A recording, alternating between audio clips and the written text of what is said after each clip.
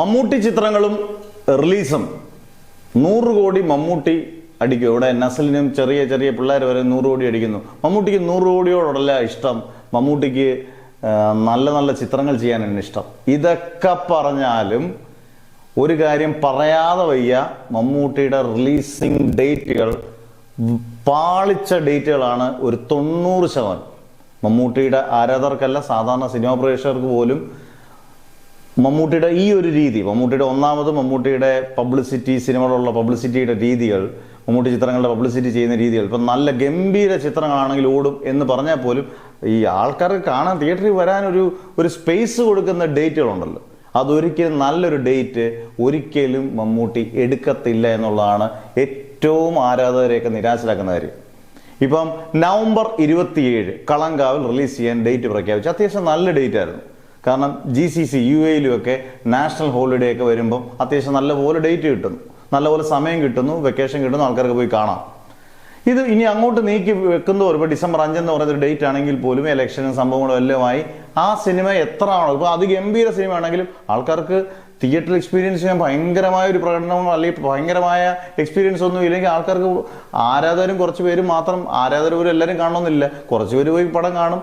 ആ സിനിമ ചിലപ്പോൾ അത്യാവശ്യം നല്ലൊരു OTT തുക കെട്ടി കാണും. മമ്മൂട്ടിക്ക് ഒരു തിയേറ്ററിൽ നിന്ന് ഒരു മിനിമം കളക്ഷൻ കിട്ടിയാൽ മതിയെങ്കിൽ ഇങ്ങനെയൊക്കെ അങ്ങ് പോകും. 30-40 കോടി രൂപയിലൊക്കെ അങ്ങ് ഒതുങ്ങും.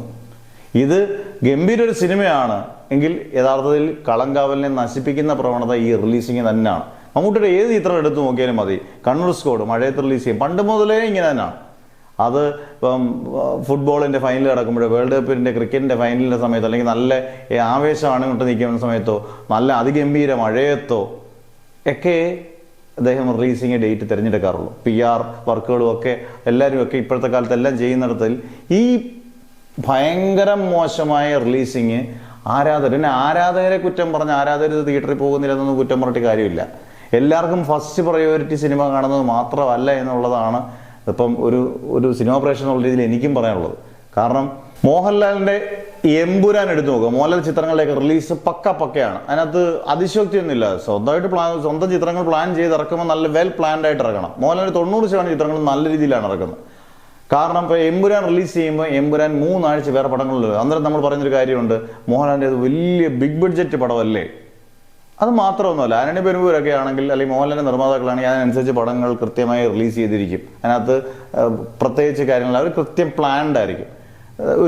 ഒരാഴ്ച മുമ്പ് ചിലപ്പം അങ്ങനെയുള്ള പടങ്ങൾക്ക് പ്രീ ബുക്കിംഗ് തുടങ്ങും. എന്നിട്ട് നമ്മൾ വിചാരിക്കും എമ്പുരാനെ മാത്രമാണോ. അത് കഴിയുമ്പോൾ തുടരും നിങ്ങൾ നോക്കി, തുടരും ഇറക്കുമ്പം വേറെ സിനിമകളൊന്നും 2 ആഴ്ചത്തേക്ക് എന്നാലും പ്രധാനപ്പെട്ട അല്ലെങ്കിൽ 3 ആഴ്ചത്തേക്ക് പ്രധാനപ്പെട്ട ചിത്രങ്ങളൊന്നും തന്നെ ഇല്ല. അത് നല്ല വെക്കേഷൻ ടൈം ഏപ്രിലാണ്. അന്നേരം അതൊക്കെ ഒരു നിർമ്മാതാവിൻ്റെ ഒരു ബുദ്ധിയും വിവേകവും അല്ലെങ്കിൽ നടൻ്റെ ഇതുമാണ്. ബാക്കിയുള്ളവരൊന്നും കുറ്റം പറഞ്ഞിട്ട് ഇതിനകത്ത് കാര്യമില്ല. മമ്മൂട്ടി ചിത്രങ്ങൾ ഗംഭീര ചിത്രങ്ങളാണ്. നേരത്തെയും പണ്ടും ഇന്നും ഗംഭീര ചിത്രങ്ങൾ ചെയ്താലും ഇത് ഒരു പരിധി കൂടുതൽ കളക്ഷൻ പോകാത്തതിൻ്റെ കാരണം പലപ്പോഴും ഈ പറയുന്ന മോശം റിലീസിങ് ഡേറ്റ് ആണ്.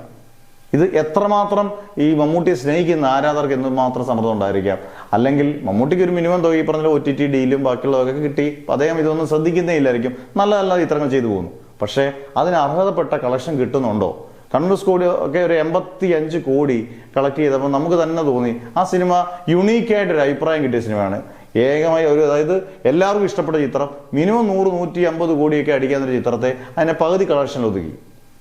ഈ പറഞ്ഞ ഭീഷ്മപർവായാലും അങ്ങനെയുള്ള സിനിമകളൊക്കെ പല സിനിമകളും ഇപ്പം ക്ലാഷ് വെക്കാതെ ഭ്രമയുഗം, നമ്മുടെ പ്രേമലും മഞ്ഞുമൽ ബോയ്സിൻ്റെ ഇടയ്ക്ക് കൊണ്ടിറക്കിയില്ല, അല്ലാതെ കഴിഞ്ഞൊരു 2 ആഴ്ച 3 ആഴ്ച കഴിഞ്ഞിട്ട് ഇറക്കിയിരുന്നെങ്കിൽ, അല്ലെങ്കിൽ അത് വേറെ റിലീസ് ഡേറ്റ് ആയിരുന്നെങ്കിൽ ചിലപ്പം ആ സിനിമ പ്രതീക്ഷിക്കാനെക്കാട്ടിൽ ചിലപ്പോൾ ഇരട്ടി കളക്ഷൻ ചിലപ്പം കിട്ടിയേനെ.